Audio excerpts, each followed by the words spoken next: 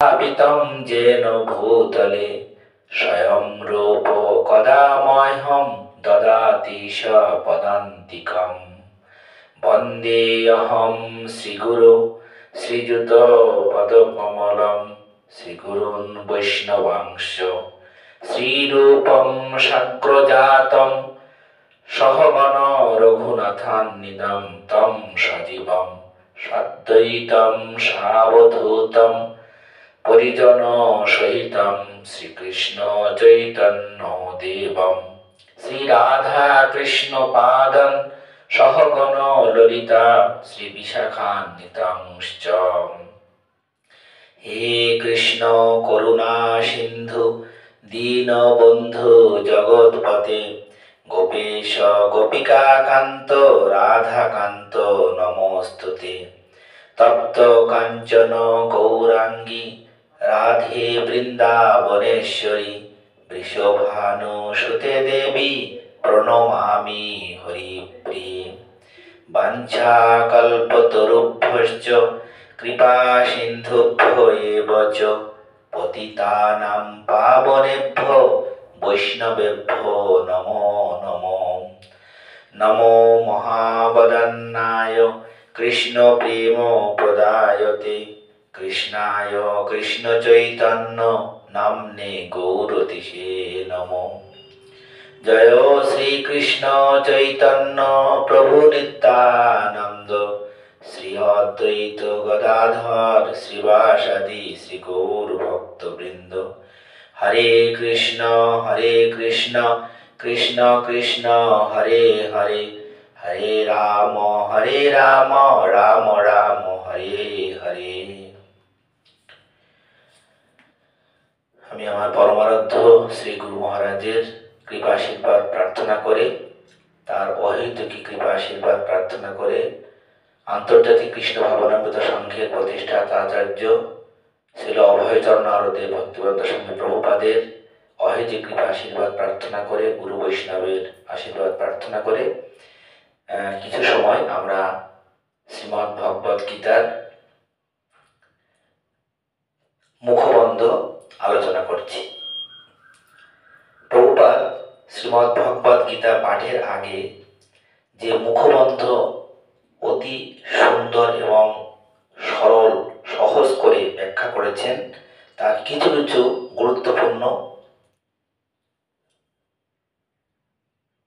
গুরুত্বপূর্ণ কথা আমরা আলোচনা করার সুযোগ গ্রহণ করছি। আমরা জানি যে আজ সারা বিশ্বব্যাপী প্রভুপাদের শ্রীমদ্ ভগবদ গীতা যথাযথ অ্যাজ ইট ইজ সেই গীতাকে গ্রহণ করে পৃথিবীর মানুষ আজ হরিনাম মহামন্ত্র গ্রহণ করেছে বা করবে, এবং বিশ্বের মানুষ আজ শোক সন্তপ্ত এবং এই উচ্ছৃঙ্খল পরিবেশ থেকে নিজেকে মুক্ত হওয়ার জন্য সম্পূর্ণভাবে মনুষ্য জীবনকে এক সুদুর্লভ জীবনে পরিণত করার যে প্রয়াস, সেই শ্রীমদ্ ভগবদ গীতার আশ্রয়ে আজ মানুষ নিজের জীবনকে শুভ সুন্দর এবং শান্তিময় করে তোলার প্রয়াস নিয়েছে। প্রভুপাদ শ্রীমদ্ ভগবদ গীতা যথাযথের মুখবন্ধে বলেছেন, শ্রীকৃষ্ণ নিজেই ভগবদ গীতাতে বলে গেছেন যে তিনি হচ্ছেন স্বয়ং ভগবান। তো আমরা যদি পরমেশ্বর ভগবান শ্রীকৃষ্ণের কথাকে পূর্ণরূপে বিশ্বাস করে যদি আমরা আচরণ করি, তাহলে আমরা এই গীতার ভাষ্য এবং গীতার যে দিক নির্দেশনা, গীতার যে উপদেশ, সেটা আমরা উপলব্ধি করতে পারব। প্রভুপাদ বলেছেন যে ভগবদ গীতার আর এক নাম গীতোপদেশ, অর্থাৎ গীতোপনিষদ, অর্থাৎ গীত উপনিষদ। তারপরে প্রভুপাদ বলছেন যে ভগবদ গীতার জ্ঞান কেবল ভগবানের ভক্তই আহরণ করতে পারে। তার মানে ভগবদ গীতাকে সুন্দর করে বুঝতে হলে, জানতে হলে, অনুভব করতে হলে ভগবানের ভক্ত হতে হবে। এটা আমাদের খুব সুন্দর করে কিন্তু উপলব্ধি করতে হবে। ভগবানের ভক্ত না হলে, অর্থাৎ ভক্তি ও ভালোবাসার মাধ্যমে তার অন্তরঙ্গ সান্নিধ্যে না এলে ভগবানের মাহাত্ম্য উপলব্ধি করতে পারা সম্ভব নয়। ভগবানের মাহাত্ম্যকে উপলব্ধি করতে হলে আমাদের ভগবানের ভক্ত হতে হবে। ফার্স্ট কন্ডিশন এটা আমাদের। আমরা ভগবানকে নিয়ে কত রকম কল্পনায় ভেসে আছি।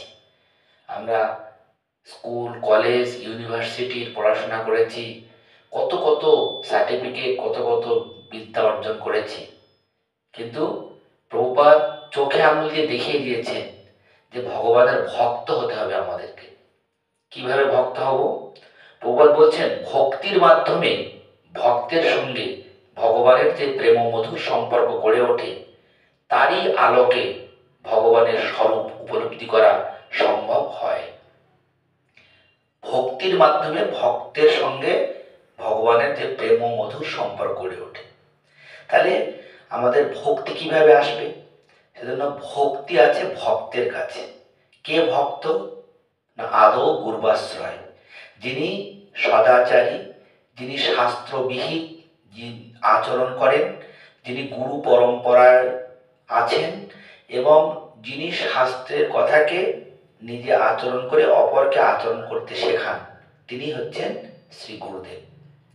সেই শ্রী গুরুদেব হচ্ছেন ভগবানের শুদ্ধ ভক্ত। সেই শুদ্ধ ভক্তের কাছে আমাদের প্রথমে শরণাগত হতে হবে। তারপরে বলছেন প্রভুপাদ যে ভক্ত ও ভগবানের সঙ্গে নিম্নলিখিত 5টি সম্পর্কের যে কোনো একটির দ্বারা যুক্ত থাকে।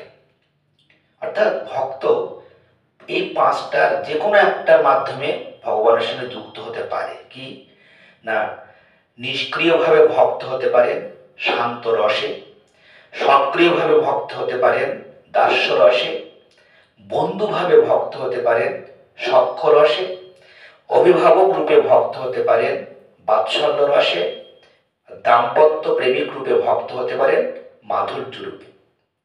অর্জুনের সঙ্গে ভগবানের সম্পর্কের রূপ ছিল সখ্য। অবশ্য শ্রীকৃষ্ণের সঙ্গে অর্জুনের যে বন্ধুত্বের সম্পর্ক, তার সঙ্গে পার্থিব জগতের বন্ধুত্বের বিস্তর তফাৎ। আমরা দেখি যে এই পৃথিবী, এই জনসমাজ, কত বন্ধু তৈরি হয়েছে আমাদের, কিন্তু প্রভুপাদ এটা আমাদের খুব ক্লিয়ার করছেন যে কি না, ভগবানের সঙ্গে অর্জুনের সম্পর্ক ছিল সখ্য, অর্থাৎ বন্ধুর সম্পর্ক ছিল, কিন্তু এই সম্পর্ক অপ্রাকৃত এবং জড় অভিজ্ঞতার পরিপ্রেক্ষিতে এর বিচার করা কখনোই সম্ভব নয়। যে কোনো লোকের পক্ষে এই বন্ধুত্বের আস্বাদন লাভ করা সম্ভব নয়, তবুও প্রত্যেকেই কোনো না কোনোভাবে ভগবানের সঙ্গে যুক্ত এবং এই সম্পর্কের প্রকাশ হয় ভক্তিযোগের পূর্ণতার মাধ্যমে। তাহলে আমরা প্রভুপাদের এই কথার মাধ্যমে কি বুঝছি? যে আমাদের বন্ধুত্ব তৈরি হচ্ছে, কিন্তু পরিপূর্ণতা তৈরি করতে পারছি না, আমাদের নানানভাবে বিচ্ছেদ তৈরি হচ্ছে। কিন্তু অর্জুন ভগবানের সঙ্গে বন্ধুত্ব স্থাপন করেছিলেন যেখানে কোনো রকমের ছেদ ছিল না, পরিপূর্ণতার একটা মূর্ত রূপ ধারণ করেছিল। আমরা শ্রীমদ্ ভগবদ গীতা যখন ধীরে ধীরে ধীরে ধীরে এগিয়ে যাব, আমরা দেখব যে অর্জুন ভগবানের প্রতি সম্পূর্ণভাবে শরণাগত হয়েছিলেন। সেই জন্য প্রভুপাদ এখানে বলছেন, আমরা কেবল ভগবানকে ভুলে যাইনি, সেই সঙ্গে ভুলে গেছি তার সঙ্গে আমাদের চিরন্তন সম্পর্কের কথা। আমাদের চিরন্তন সম্পর্ক এই জগতের যা কিছু দেখেছি, দেখছি, পেয়েছি, পাচ্ছি, তার সঙ্গে সম্পর্ক গড়ে তুলছি, তোলার চেষ্টা করছি। কিন্তু আমাদের প্রকৃত সম্পর্ক সেই পরম পিতা, যিনি অনাদির আদি গোবিন্দ, পরমেশ্বর ভগবান শ্রীকৃষ্ণ। প্রভুপাদ সেই পরমেশ্বর ভগবান কে, তার সঙ্গে আমাদের সম্পর্ক কেমন হওয়া উচিত, আমাদের এই মনুষ্য দেহ পাওয়ার পরে তার সঙ্গে প্রকৃত সম্পর্ক গড়ে তোলার একটা অমূল্য সুযোগ আমরা পেয়েছি। যে বাণীর মাধ্যমে আজ বিশ্বব্যাপী মনুষ্য মানব জীবন যারা পেয়েছে, এই মনুষ্য জাতি সবাই ধীরে ধীরে স্কুল, কলেজ, বিশ্ববিদ্যালয় সমস্ত শ্রেণীর মানুষ তারা আজকে প্রভুপাদের গীতার আশ্রয় নিয়ে ভগবানকে উপলব্ধি করার এক মহান সৌভাগ্য অর্জন করছে। দেখুন, প্রভুপাদ এখানে বলছেন যে ভগবদ গীতার মর্ম উপলব্ধি করতে হলে প্রথমে আমাদের দেখতে হবে অর্জুন কিভাবে তা গ্রহণ করেছিলেন। Very important. যে ভগবানকে উপলব্ধি করতে হলে অর্জুন ভগবানকে এই গীতার জ্ঞান বা ভগবানকে কিভাবে গ্রহণ করেছিলেন, কি মানসিকতায়, কি চেতনায়, কি বিশ্বাসে, কি আচরণের মাধ্যমে। ভগবদ গীতার দশম অধ্যায়ের 12, 13, 14 এই 3টে শ্লোকের মাধ্যমে তা বর্ণনা করা হয়েছে। প্রভুপাদ বলছেন, অর্জুন উবাচ পরম ব্রহ্ম পরম ধাম পবিত্রম পরমম ভবান পুরুষম শাশ্বতম দিব্যম আদি দেবম অজম বিভুম আহুস্তা বিষয় সর্বে দেবর্ষি নারদস্তথা অসিত দেবল ব্যাস স্বয়ং চৈব ব্রবীষি মে সর্বমেতদৃতম মন্যে জন্মম বদোষি কেশব নহি তে ভগবান ব্যক্তিম বিদুর্দেবা ন দানবা। অর্থাৎ এই দশম অধ্যায়ের 11, 12, 13 এবং 14 শ্লোকের অনুবাদ সংক্ষিপ্ত। অর্জুন বললেন, তুমি পরম পুরুষোত্তম ভগবান, পরম ধাম, পরম পবিত্র ও পরব্রহ্ম। তুমি শাশ্বত, দিব্য, আদি পুরুষ, অজ ও বিভু। নারদ, অসিত, দেবল, ব্যাস আদি সমস্ত মহান ঋষিরাই তোমার এই তত্ত্ব প্রতিপন্ন করে গেছেন, আর এখন তুমি নিজেও তা আমার কাছে ব্যক্ত করছো। হে শ্রীকৃষ্ণ, তুমি আমাকে যা বলেছ তা আমি সম্পূর্ণ সত্য বলে গ্রহণ করেছি। হে ভগবান, দেব অথবা দানব কেউই তোমার তত্ত্ব উপলব্ধি করতে পারে না। অর্থাৎ এই কথাগুলোর মধ্য দিয়ে আমাদের কি বুঝলাম আমরা, যে অর্জুন ভগবানকে সম্পূর্ণরূপে তিনি যে পরমেশ্বর ভগবান সেটা তিনি গ্রহণ করেছিলেন, মেনে নিয়েছিলেন এবং বলেছিলেন যে শুধু আমি বলছি না। দশম অধ্যায়ের নাম হচ্ছে বিভূতি যোগ। যখন ভগবান বিভূতি প্রকাশ করলেন চতুশ্লোকী গীতার মাধ্যমে, 8 শ্রীমদ্ ভগবদ গীতার দশম অধ্যায়ের 8, 9, 10, 11 এই 4টে শ্লোকের মাধ্যমে চতুশ্লোকী গীতা যখন ভগবান ব্যাখ্যা করলেন বা নিজেকে প্রকাশ করলেন, তখন অর্জুন 12, 13, 14 নম্বর শ্লোকে বললেন, ভগবান বলছেন, অহম সর্বস্ব প্রভাব মর্ত সর্বম প্রবর্ততে ইতি মত্তা ভজন্তে মাম বুধা ভাব সমন্বিতা। আবার ভগবান বলছেন, তেষাম সতত যুক্তানাম ভজতাম প্রীতিপূর্বকম দদামি বুদ্ধি যোগম তম যেন মাম উপজান্তিতে। এইভাবে 8, 9, 10, 11 4টে শ্লোকের মাধ্যমে ভগবান যখন চতুশ্লোকী গীতা ব্যাখ্যা করলেন, অর্জুন বলছেন, ভগবান আপনি পরম ব্রহ্ম, আপনি আপনার পরম ধাম আছে, আপনি পরম পবিত্র। আর ভগবান, হে কৃষ্ণ, আমি শুধু বলছি না, অসিত, দেবল, নারদ, ব্যাস আদি সমস্ত মহান ঋষিরাই তোমার এই তত্ত্ব প্রতিপন্ন করে গেছে।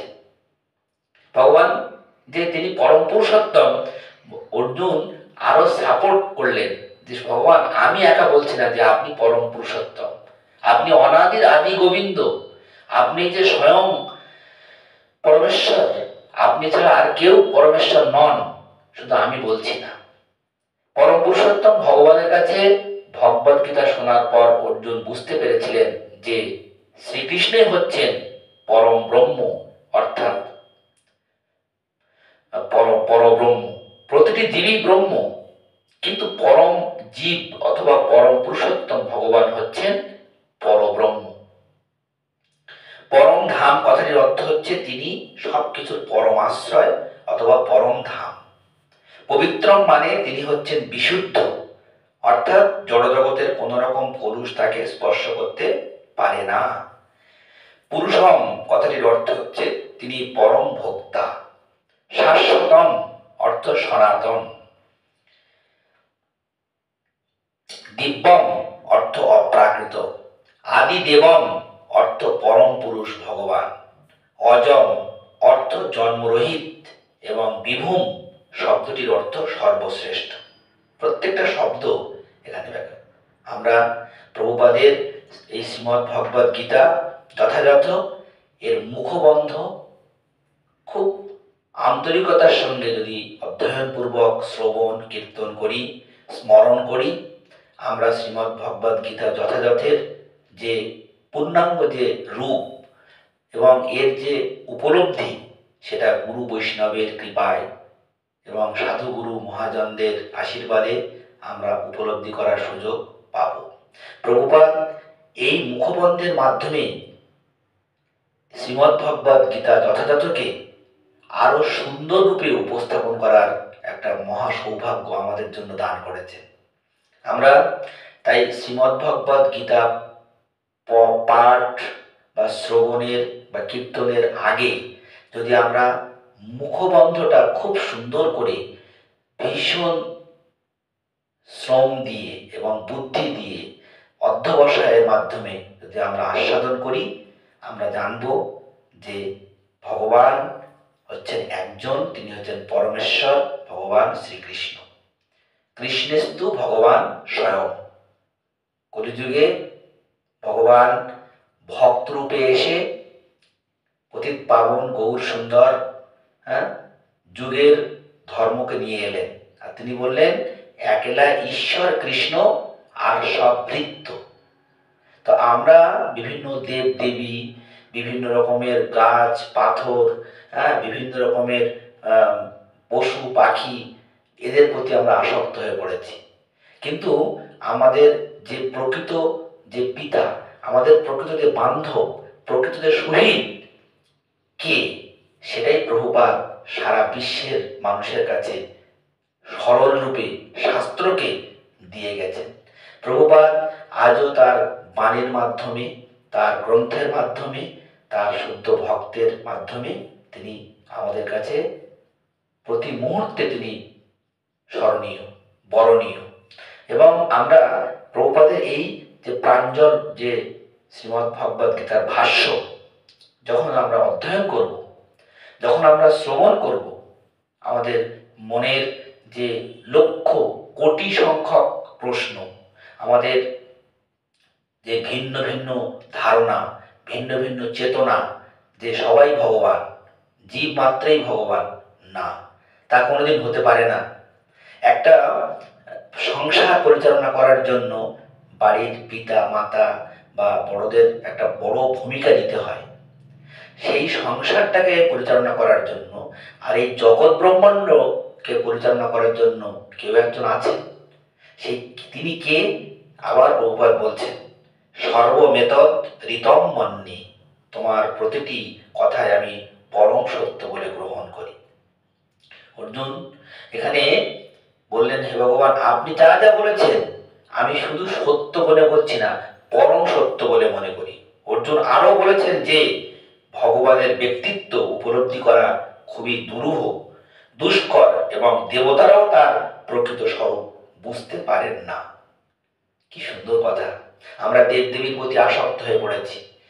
সমস্ত সরস্বতী, কালী, দুর্গা, বিভিন্ন রকমের দেবদেবীর প্রতি আমাদের আসক্তি। এইগুলোকে খণ্ডন করার জন্য প্রভুপাদ এই শ্রীমদ্ ভগবদ্ গীতাকে অতি প্রাঞ্জল ভাষায় এবং বিভিন্ন শাস্ত্রের আধারে, যেমন কঠোপনিষদ, বৃহদারণ্যক, এই বিভিন্ন রকমের শাস্ত্র থেকে শ্রীমদ্ ভাগবত পুরাণ, চৈতন্য চরিতামৃত, বিভিন্ন শাস্ত্রের যে নির্যাস, সেগুলোকে তিনি একসঙ্গে করে বুঝিয়ে দিয়েছেন। ভগবদ্ গীতাকে তাই ভক্তির মাধ্যমে গ্রহণ করতে হয়। প্রভুপাদ বলছেন যে ভক্তির মাধ্যমে ভগবদ্ গীতা গ্রহণ করতে হয়। প্রভুপাদের গীতার আগে অসংখ্য গীতার ভাষ্য রচনা করা হয়েছিল, কিন্তু সেই সব গীতা পড়ে মানুষ ভক্ত হতে পারেনি। আমরা আজকের 2025 সাল দেখছি। তিনি পৃথিবীতে আবির্ভূত হয়েছিলেন 1896 সালে, আর আজকে 2025 সালেও সারা বিশ্বব্যাপী 24 ঘন্টা প্রতি সেকেন্ডে সেকেন্ডে প্রতি মুহূর্তে তার নাম, তার গুণমহিমা, তার কর্মকাণ্ড আজ আমাদের কাছে মহামূল্যবান এক জীবনের মহা সম্পদ রূপে আমরা পেয়েছি। দেখুন, আমরা এখন দিনের বেলা আছি, পৃথিবীর অনেক দেশ তারা ভোরবেলা মঙ্গল আরতি শুরু করে দিয়েছে, হরিনাম জপ করছে। হ্যাঁ, এইভাবে 24 ঘন্টা 365 দিন সেই প্রভুপাদের নাম। আজকের কেন প্রভুপাদ দেখিয়েছেন, প্রভুপাদ বলছেন ভগবদ্গীতাকে ভক্তির মাধ্যমে গ্রহণ করতে হয়। তো আমরা যদি ভগবদ্গীতাকে বোঝার চেষ্টা করি, জানার চেষ্টা করি বা অনুভব করার চেষ্টা করি, আমাদের ভক্তির প্রয়োজন।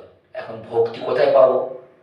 ভক্তি তো school, college, university, PhD, pilot, engineer, master, professor, এর মাধ্যমে ভক্তি পাওয়া যাবে না। ভক্তি পাওয়ার জন্য আমাদেরকে ভগবানের শুদ্ধ ভক্তের শরণাপন্ন হতে হবে। তদ্বিদ্ধি প্রণিপাতেন পরিপ্রশ্নেন সেবয়া উপদেক্ষন্তি তে জ্ঞানম জ্ঞানিনস্তত্ত্বদর্শিন। তাই এই মানব জীবনের প্রকৃত কর্তব্য আদৌ গুরুবাশ্রয়। একজন সদাচারী বৈষ্ণব গুরুদেবের আশ্রয়ে আমাকে অনুশীলন করতে হবে। কি অনুশীলন? এই বৈদিক ভক্তি অনুশীলন করতে হবে। কিভাবে না, আমরা তপস্যার মাধ্যমে কি না, প্রতিদিন ব্রহ্ম মুহূর্তে শয্যা ত্যাগ, স্নান, পরিষ্কার পরিচ্ছন্ন হয়ে দ্বাদশ অঙ্গে তিলক সেবন, মঙ্গল আরতি, সংখ্যাপূর্বক হরিনাম জপ, হ্যাঁ, তারপরে আমাদের ভগবানের উদ্দেশ্যে ভোগ নিবেদন। আমরা গৃহস্থ, যেহেতু আমরা বিভিন্ন কর্মের মধ্যে থাকবো, কিন্তু আমরা ভগবানকে ভুলে কোনো কর্ম করব না। ভগবান গীতায় বলেছেন, যৎ করসি যৎ অশ্নাসি যজ্জু অসি দদাসি যৎ যত্তপস্যসি কৌন্তেয় তৎকুরুষ্ব মত অর্পণম। হে অর্জুন, তুমি যা কিছু কর্ম করবে, হোম, যজ্ঞ, তপস্যা, দান, তুমি আমাকেই অর্পণ করবে। মন্মনা ভব মদ্ভক্ত মদ্যাজি মাম নমস্কুরু মামে বৈশ্যসি সত্যম তে প্রতি জানে প্রিয় অসীমে। আমাদের 4টে কর্মের মাধ্যমে 4টে দায়িত্ব, আমাদের 4টে কর্তব্য। আমরা সব সময় ভগবানকে মনে রাখব। ভগবানকে মনে রাখাই আমাদের কর্তব্য। কিভাবে মনে রাখতে পারবো?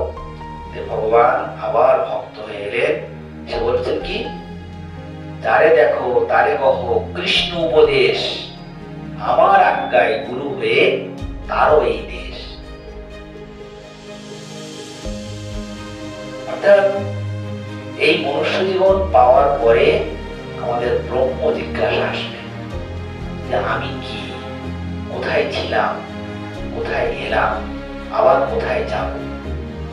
এই অতার্থ ব্রহ্ম জিজ্ঞাসা যখন আসবে, তখন আমরা শ্রীমদ্ ভগবদ গীতার আশ্রয়ে এসে মনুষ্য জীবনকে এক অতি অতি মহান এক সৌভাগ্যবতী রূপে আমরা নিজেকে পরিণত করতে পারব। হরে কৃষ্ণ। আপনারা আমাদের সঙ্গে থাকবেন। আমরা চেষ্টা করব প্রতিদিন এইভাবে প্রভুপাদের শ্রীমদ্ ভগবদ গীতাকে সঙ্গে নিয়ে প্রভুপাদের কথাগুলোকে গুরু বৈষ্ণবের কৃপায় সরল সহজ করে বলার প্রয়াস নেওয়ার জন্য আমাদের এই প্রচেষ্টা। আপনারা আশা করি আমাদের সঙ্গে থাকবেন। হরে কৃষ্ণ কৃষ্ণ কৃষ্ণ হরে হরে, হরে রাম রাম রাম